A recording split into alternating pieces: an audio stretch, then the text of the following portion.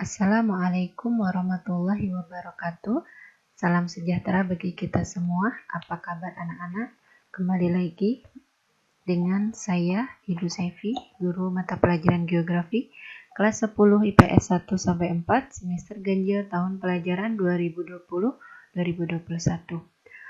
Sebelum kita memulai pembelajaran pada video kali ini, marilah kita berdoa menurut agama dan kepercayaan masing-masing. Berdoa dimulai. Berdoa selesai. Sebelum kita memulai materi pada video kali ini, kita ingat-ingat terlebih dahulu materi yang sebelumnya, ada yang masih ingat, yaitu tentang proyeksi peta. Apa itu proyeksi peta? Proyeksi peta adalah suatu metode untuk mengubah permukaan lengkung ke bidang yang datar atau peta. Nah, dalam perubahan ke bidang yang datar tersebut harus memperhatikan bentuk atau confirm, kemudian luas, ekuivalen, dan jarak ekuidistan harus sesuai dengan yang ada di peta kondisi sebenarnya di permukaan bumi. Kemudian jenis-jenis proyeksi peta ada beberapa, ada yang berdasarkan bidang proyeksi, kemudian berdasarkan sifat asli yang dipertahankan, kemudian ada berdasarkan kedudukan sumbu, simetris, dan proyeksi modifikasi.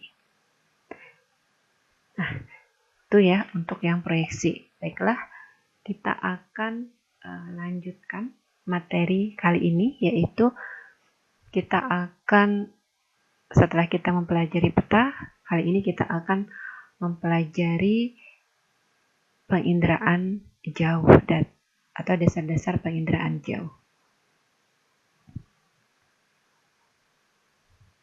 Adapun tujuan video pembelajaran kali ini adalah yang pertama, memahami dasar-dasar penginderaan jauh yang merupakan kompetensi dasar 3.2 yang meliputi definisi penginderaan jauh, kemudian komponen penginderaan jauh atau indraja, dan jenis-jenis citra indraja. Jadi, 3 topik ini akan kita pelajari pada video kali ini. Baiklah anak-anak, apakah kalian pernah melihat tampilan seperti ini? Pernah menggunakan aplikasi ini? Ya, ini adalah yang ada di HP kalian, ya, yaitu Google Map. Nah, misalnya kita lupa untuk mencapai suatu lokasi, rutenya kita lupa, kita bisa menggunakan Google Map untuk mencapai lokasi tersebut, maka akan ditunjukkan rutenya yang berwarna biru ini. Misalnya ibu ingin ke Transmart Pangkal Pinang, misalnya ibu lupa jalannya, maka bisa menggunakan aplikasi Google Map, ya. Kita akan tahu di sini waktunya, kemudian jarak tempuhnya, kemudian rute yang dilalui yang berwarna biru ini. Apabila kita menggunakan mobil, misalnya kita menggunakan transportasi yang lain, maka juga keterangan waktu dan jarak tempuhnya tentunya akan disesuaikan. Nah, yang bertanda merah ini adalah lokasi tujuan kita. Nah, ini ya.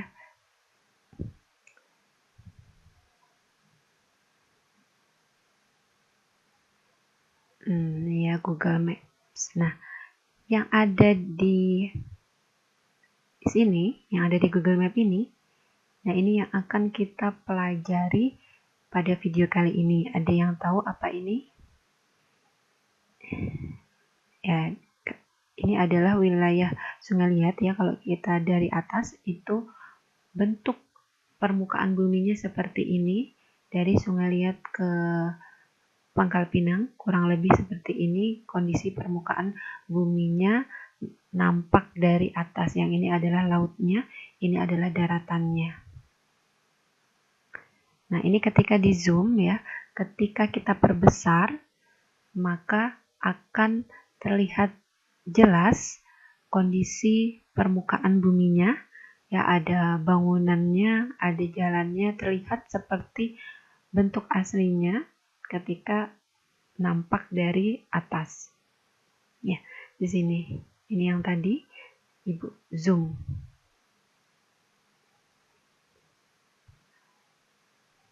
Apa ini?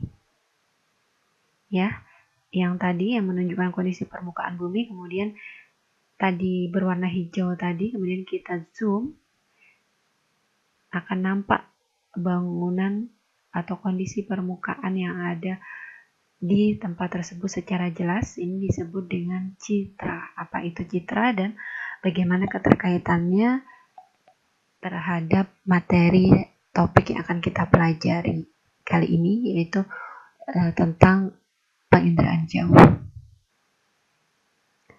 Jadi sebenarnya pada materi kali ini kalian tidak asing dengan materi tersebut karena pernah atau bahkan sering kalian atau kita manfaatkan untuk atau dalam kehidupan sehari-hari kita, misalnya untuk mencapai suatu tempat atau untuk ojek online atau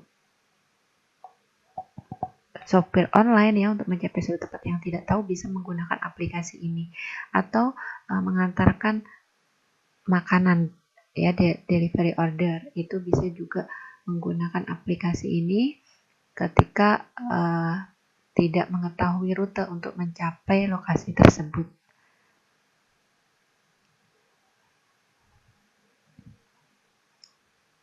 Oke, kita awali dulu sebelum kita menuju ke membahas lebih lanjut tentang citra tadi. Kita bahas terlebih dahulu definisi dari penginderaan jauh atau indraja. Menurut Leisenkiefer, indraja adalah ilmu atau teknik dan seni untuk mendapatkan informasi tentang objek, wilayah, atau gejala dengan cara menganalisis data-data yang diperoleh dari suatu alat, ya, dari suatu alat tanpa berhubungan langsung atau kontak langsung dengan objek, wilayah, atau gejala yang sedang dikaji. Jadi tadi melalui citra tadi kita bisa tahu kondisi medan atau kondisi permukaan lahan atau bumi pada lokasi yang akan kita capai. Misalnya tadi adalah Transmart Pangkal Pinang, bagaimana kondisi di sekitar Pangkal Pinang, ternyata itu adalah daerah perkotaan, banyak bangunannya dan cukup padat. Nah, itu tanpa kita berhubungan langsung, sebelum kita mencapai ke Transmart, misalnya Ibu adalah orang yang baru di Bangka dan belum pernah kemana-mana, belum pernah sama sekali ke Transmart misalnya ya, tanpa berhubungan langsung, belum pernah datang ke lokasi yang dituju, Ibu bisa tahu kondisi lingkungannya seperti apa melalui citra tadi. Nah, itu maka citra tadi adalah bagian dari penginderaan jauh atau indraja. Kita bisa mengetahui kondisi permukaan bumi, fenomena geosfernya tanpa menyentuh langsung. Nah, kemudian ada komponen indraja. Apa saja komponen dari indraja itu? Yang pertama, ya, di sini ada sumber tenaga, ya, atmosfer, kemudian ada objek, ya, ada pantulan pancaran, ada sensor, ada data, kemudian ada citra dan non-citra, dan ada pengguna datanya. Kita akan bahas satu persatu komponen dari indraja ini. Ya, ini tadi ya. Indraja yang pertama adalah sumber tenaga. Dari gambar tadi kita bisa kelompokkan. Kemudian yang kedua ada atmosfer. Yang ketiga ada objek, ada sensor, pengguna data, ya, citra, kemudian wahana. Kita awali dengan sumber tenaga terlebih dahulu. Ya, ada dua sistem, yaitu sistem pasif dan sistem aktif. Sistem pasif itu matahari, ya, tenaga alam. Sistem aktif itu tenaga buatan. Jumlah tenaga yang diterima objek itu dipengaruhi oleh yang pertama waktu penyinaran, ya. Semakin banyak energi yang diterima objek, semakin cerah warna objek. Ya, waktu penyinaran siang, maka energinya makin besar. Sedangkan malam, matahari sudah tidak ada, maka energi yang diterima objek juga makin berkurang, sehingga kecerahannya semakin berkurang juga. Kemudian bentuk permukaan bumi. Topografi halus, ya, misalnya datar di situ, maka akan cerah. Kemudian topografi kasar, maka akan cenderung gelap. Karena kalau halus, ini matahari tidak ada halangan untuk sampai ke objek permukaan bumi. Ya, kita ibaratkan datar kondisi lahannya, maka cerah objek yang akan nampak. Kemudian topografi kasar, ya, misalnya ada pegunungan, ada yang dataran bergelombang. Nah, ini akan berbeda antara objek yang datar, kondisi permukaan bumi yang datar dengan yang memiliki ketinggian, sehingga kecerahannya juga akan berkurang. Keadaan cuaca mendung, maka akan cenderung gelap, mataharinya terhalang oleh awan. Ketika cuaca cerah, matahari sampai ke permukaan tidak ada yang menghalangi, maka objeknya juga nampak terang. Atmosfer, ya, lapisan udara yang terdiri atas berbagai jenis gas, ya, ada karbon dioksida, ada nitrogen, dan ada oksigen, yang mana jenis gas tadi, berbagai jenis gas tadi dapat menyerap, ada yang bisa memantulkan, dan ada yang bisa meneruskan radiasi elektromagnetik sampai ke permukaan bumi. Kemudian ada istilah jendela atmosfer. Apa itu jendela atmosfer? Bagian spektrum gelombang elektromagnetik atau radiasi elektromagnetik yang bisa mencapai bumi. Selanjutnya, gangguan yang terjadi pada jendela atmosfer berupa hamburan yang dapat mengurangi radiasi energi ke sensor. Apa itu sensor? Nanti akan kita bahas. Hamburannya ini ada yang disebut dengan hamburan relay, yaitu terjadi jika kandungan butir atmosfer memiliki diameter kurang atau sama dengan 0,1 panjang gelombang dan terjadi pada ketinggian 15.000 sampai 30.000 kaki.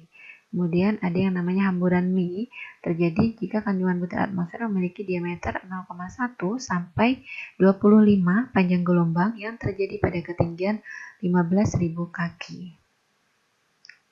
Pembagian spektrum elektromagnetik atau radiasi elektromagnetik yang sampai ke permukaan bumi atau yang disebut dengan jendela atmosfer tadi. Jadi jendela atmosfer adalah radiasi atau spektrum elektromagnetik itu sendiri, ya.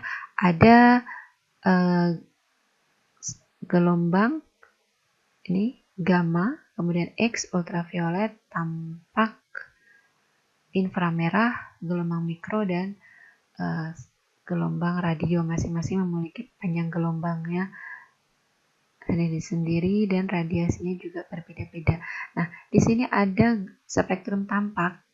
Ini adalah panjang gelombang yang juga sama seperti mata manusia melihat. Jadi, objek yang melewati panjang gelombang tampak ini, maka akan terlihat seperti mata manusia melihat. Sehingga mata kita itu mampu melihat benda yang ada di sekitar kita yaitu pada panjang gelombang tampak ini. Lanjut ya. Komponen indera yang selanjutnya adalah objek. Nah, objek permukaan bumi yang direkam oleh penginderaan jauh itu adalah fenomena geosfer. Ada atmosfer, ada biosfer. Atmosfer ini bisa awan ya. Kemudian biosfer, hutan, kondisi permukaan bumi yang lain, hidrosfer, lautan, sungai, danau, dan lain-lain, litosfer, batuan, tanah, dan lain-lain. Nah, itu kan. Jadi yang direkam oleh penginderaan jauh adalah fenomena geosfer atau objek permukaan bumi itu sendiri. Kemudian yang selanjutnya adalah komponen indera yang selanjutnya sensor ya.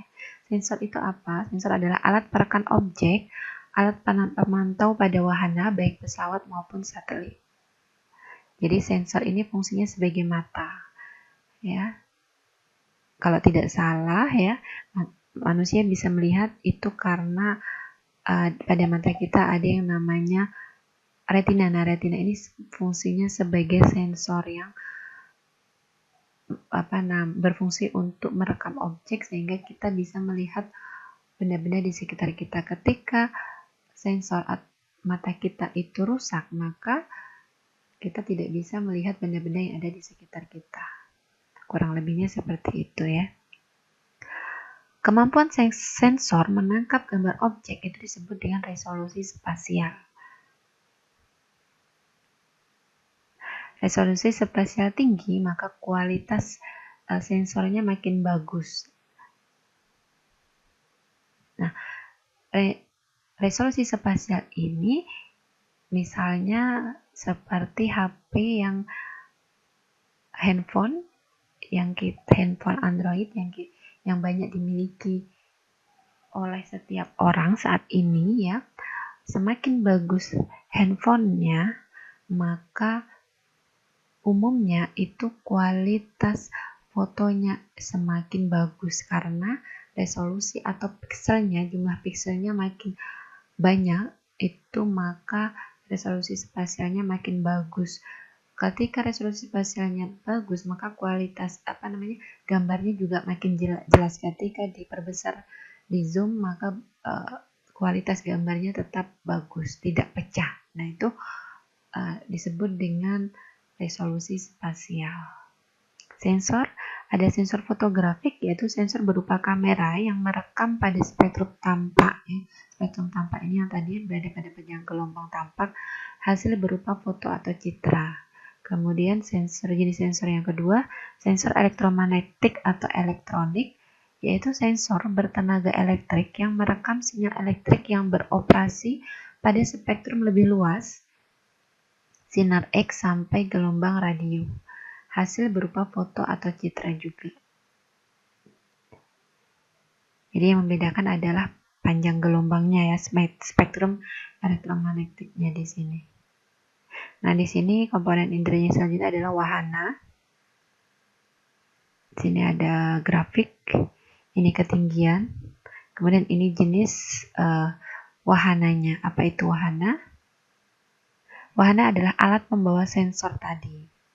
Berdasarkan ketinggian peredaran dan tempat pemantauannya di angkasa, wahana dibedakan menjadi 3 kelompok. Pesawat terbang rendah menengah, pesawat dengan ketinggian peredarannya 1000 sampai 9000 meter di atas permukaan bumi. Pesawat terbang tinggi, pesawat dengan ketinggian peredarannya lebih dari 18.000 meter di atas permukaan bumi. Satelit, ya ini satelit, wahana atau kendaraan, alat pembawa sensor yang ketinggian peredarannya 400 sampai 900 km di atas permukaan bumi. Contoh-contoh dari wahana ada pesawat, satelit, atau saat ini ya, itu ada yang namanya drone. Nah, drone ini tidak jauh berbeda dengan jenis wahana penginderaan jauh yang lainnya ya, tanpa awak. Ini ada bom, ada helikopter, pesawat udara, balon, roket, dan satelit. Contoh-contoh dari wahana atau alat pembawa sensor, dan termasuk drone ya yang cukup berkembang pesat saat ini.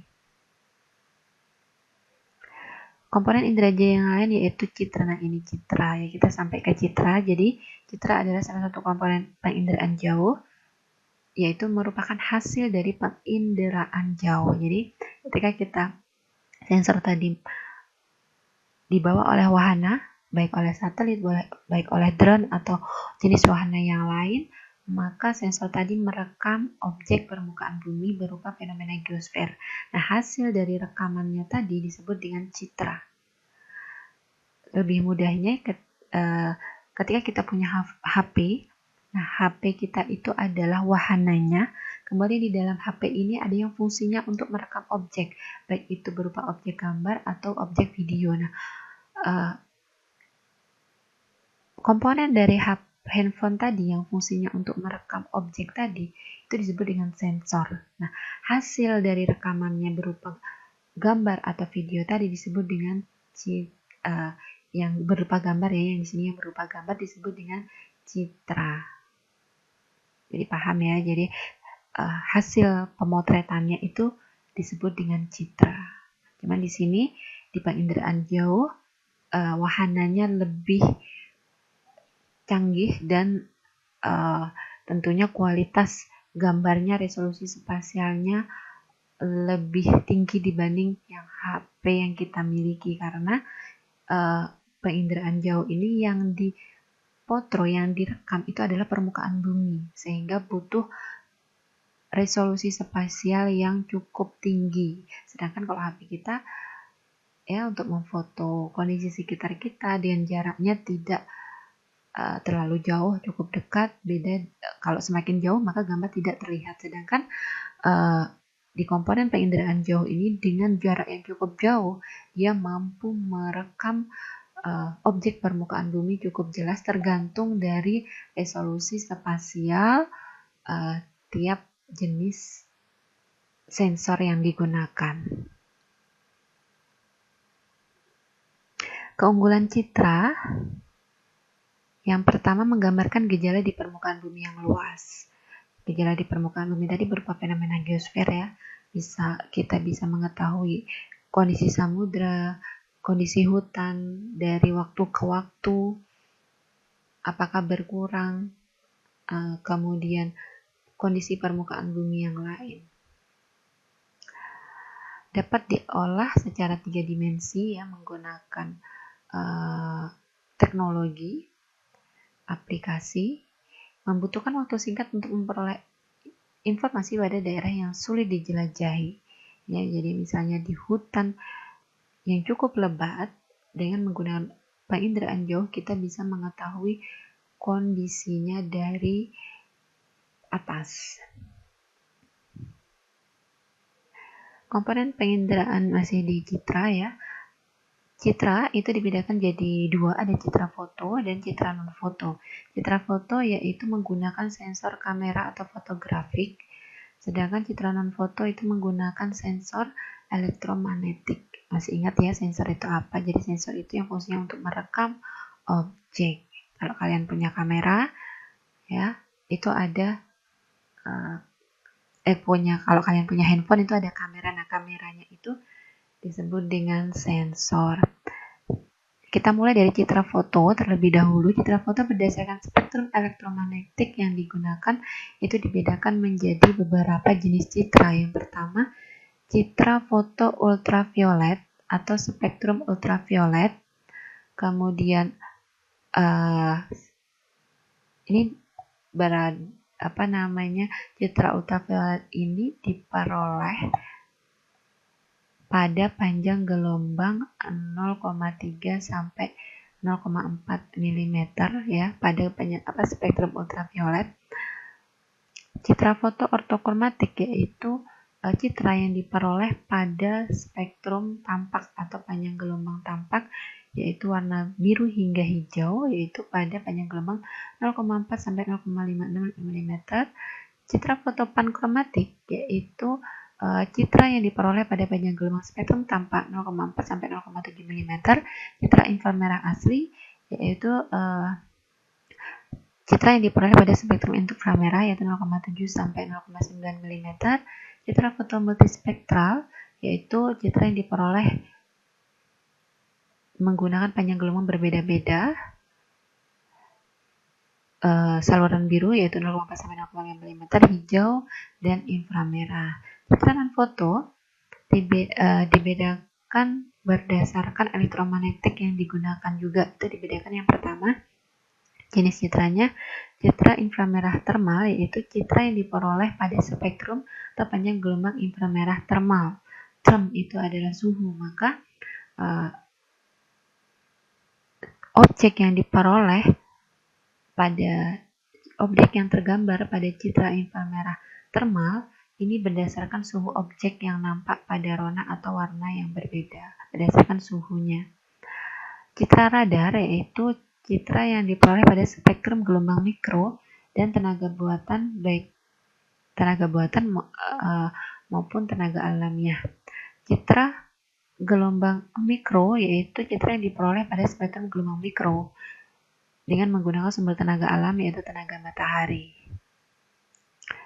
Lanjut, citra foto berdasarkan warna yang digunakan dibedakan menjadi citra foto warna asli atau true color.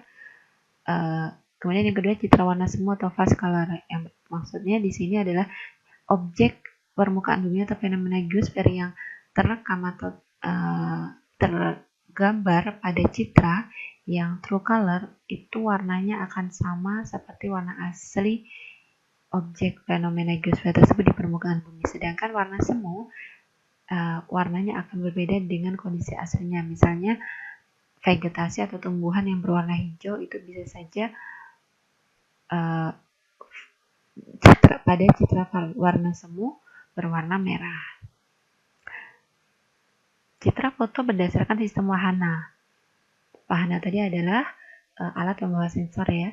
Ada citra foto udara, maka citra yang diperoleh melalui wahana dengan pesawat terbang atau drone bisa. Kemudian citra foto satelit, yaitu berarti wahananya dengan satelit. Citra non foto berdasarkan sensor yang digunakan dibedakan menjadi dua, citra tunggal dan citra multispektral. Citra tunggal citra yang diperoleh menggunakan sensor tunggal atau saluran lebar, sedangkan multispektral citra yang diperoleh dan menggunakan sensor saluran jama atau sempit. Citra non-foto berdasarkan wahana yang digunakan ada citra digantara, maka citra yang diperoleh dengan menggunakan alat pembawa sensor di udara, sedangkan citra satelit wahananya berada di luar angkasa.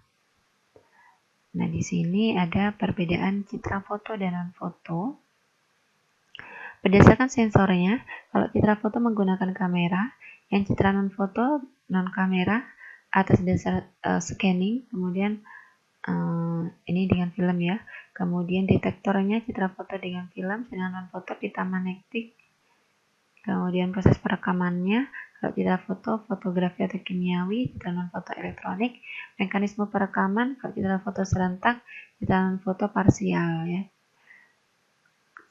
Tidak serentak berarti parsial. Spektrum elektromagnetik pada citra foto itu pada spektrum tampak dan perluasannya, sedangkan citra non-foto baik spektrum tampak dan perluasannya juga pada panjang gelombang termal dan gelombang mikro. Jadi citra non-foto ini spektrum atau gelombang elektromagnetik yang digunakan itu